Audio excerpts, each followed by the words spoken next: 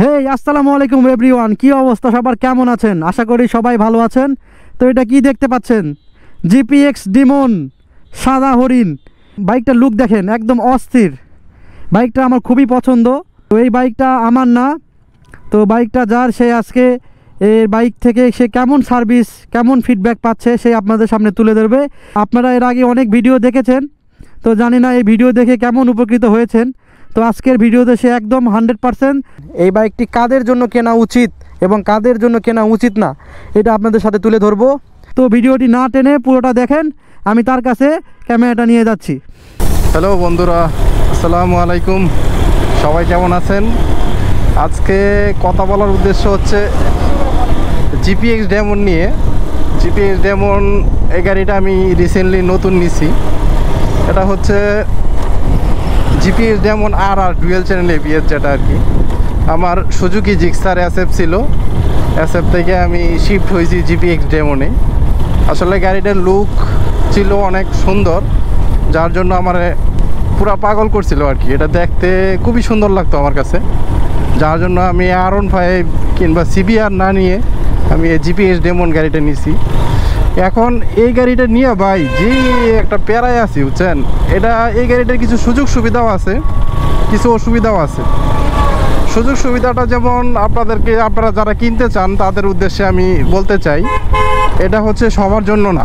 এই গাড়িটা কিন্তু সবার জন্য না ভাই, আপনি যাই বলেন এই গাড়িটা সবার জন্য না।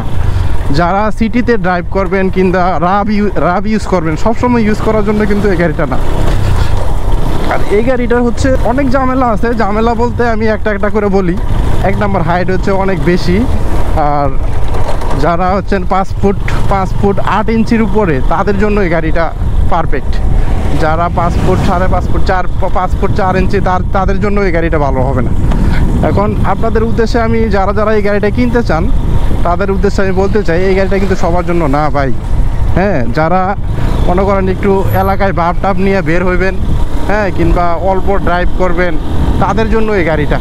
শুধু গেট আপ আছে এই গাড়িটাতে, মোটামুটি গেট আপটা অনেক সুন্দর, এটাই ভালো লাগছে আমার কাছে। আর হচ্ছে যারা ঢাকা শহরে থাকেন তাদের জন্য গাড়িটা ভালো। যেমন আপনি যদি কোনো জেলা থেকে এই গাড়িটা কিনেন, সেটার পার্সপাতি ভাই কোথাও পাবেন না, কোথাও তো পাবেনই না। এমনকি গাড়িটা যদি কোনো প্রবলেম হয়, সেই ক্ষেত্রে আপনি এটা নিয়ে প্রচুর প্যারা খাবেন ভাই। আপনি নর্মাল একটা সার্ভিসিং দোকানে যাবেন, আপনি কোনো কাজই করাইতে পারবেন না এই গাড়ি দিয়ে। ওরা কিছু বুঝবেই না যে এটা আসলে কি আছে, একটা নাটও দিতে পারবেন আপনাকে, বুঝছেন। সেই ক্ষেত্রে আপনার শোরুম ছাড়া কোনোভাবেই সম্ভব না। আবার শোরুমে আপনি সব পার্টসপাতি অ্যাভেলেবেল পাবেন না, ঠিক আছে। আমার 2-1টা পার্টসের সমস্যা এখন পর্যন্ত আমি দিয়ে রাখছি, এখন পর্যন্ত ওরা দিতে পারে নাই। এইভাবেই চালাইতেছি। এখন ওরা বলতেছে আসবে, আমি প্রতিদিন নক দিচ্ছি, কিন্তু ওরা দিতে পারতেছে না। এখন এই গাড়িটা নিয়ে বলতে চাই আমি, যারা ঢাকা শহরের ভিতরে থাকেন কিংবা শোরুমের আশেপাশে থাকেন, তাদের জন্য এই গাড়িটা বেস্ট। তারা নিতে পারেন, কোনো সমস্যা নাই।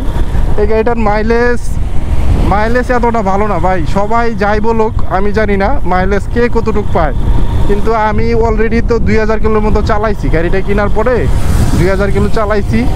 গাড়িটার মাইলেজ সর্বোচ্চ 25 থেকে 26 দেয় আপনার হাইওয়েতে, আর সিটিতে সর্বোচ্চ 20 থেকে 22। এর বেশি মাইলেজ আপনি কখনোই পাবেন না ভাই।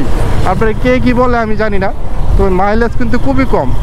তাদের জন্য এই গাড়ি এই এলাকায় একটু লয়ে ভুংভাং করলো, চালাইলো। গাড়িটা কিন্তু দেখতে একটু গর্জিয়াস, যার কারণে সবাই এই গাড়িটা পছন্দ করে। এই গাড়ি নেওয়ার পিছনে কারণ একটাই ভাই। এখন আপনারা দেখেন, সিদ্ধান্ত নেন কি করবেন। হ্যাঁ, আপনাদের ডিসিশন। আর এই গাড়িটা চালালে ভাই আরেকটা প্যারা আছে বুঝছেন, এই হাঁটুর ভিতরে এমন পেইন হয়। আমি একটু লং কম, যারা আমার সাথে আরও লং, তাদের আর বেশি প্রবলেম হয়। হ্যাঁ, সবার রিভিউ দেখবেন এক সাইডে প্রচুর পেইন হয়, হাঁটুতে পেইন হয়। আর পরে গাড়িটা একটু উঁচা বেশি, তো আপনার স্পোর্টস বাইক তো হালকা পেইন হবেই, এটা স্বাভাবিক। কিন্তু ভাই গাড়িটা কিন্তু সবার জন্য না। এই জন্য আমি বলতেছি এটাই, আপনারা গাড়ি নেওয়ার আগে অবশ্যই চিন্তা ভাবনা করে নেবেন। হ্যাঁ, আমি কখনো তো ক্যামেরার সামনে কথা বলি না। আমার ফ্রেন্ডের এটা হচ্ছে চ্যানেল। জ্যামের ভিতরে ভাই এই গাড়ি যখন পা উঠায় চালাইলে ভালো লাগে।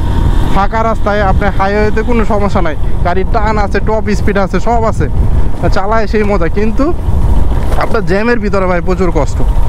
বুঝছেন। আর পিছনে একজন বসে থাকলে তো আরও কষ্ট, ওই লোক উপরে এসে পড়ে, পিছনে ধরার কোনো জায়গা নাই। হ্যাঁ, সিঙ্গেল চালায় মজা আছে, ডাবল চালাইতে গেলে প্যারা, জ্যামের ভিতরে প্রচুর প্যারা।